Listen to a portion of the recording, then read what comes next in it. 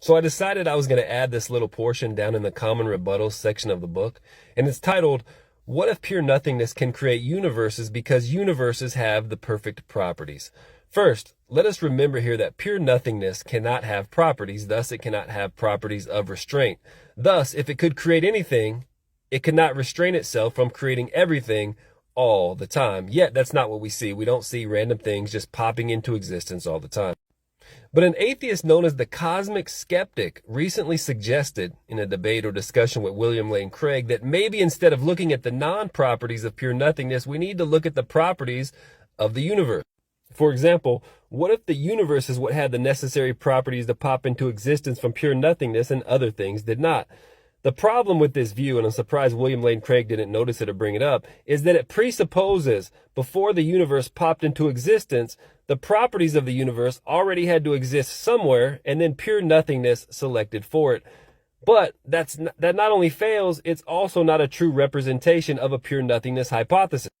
And we see here, number one, pure nothingness cannot select for certain properties and not others. So a person cannot suggest that the properties of the universe were ideal for pure nothingness to grasp onto, but the properties of, let's say, root beer or bicycles, for example, somehow were not.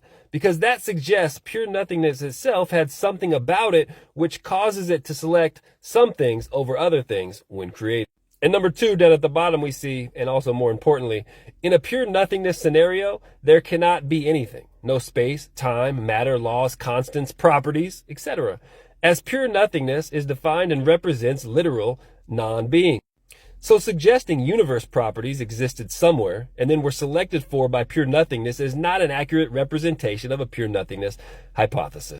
Therefore, it would just simply push the question backwards, and we would have to invoke the 7 fundamental questions about these properties, including but not limited to, are they eternal in the past without true beginning? What changed occurred for pure nothingness to select for them?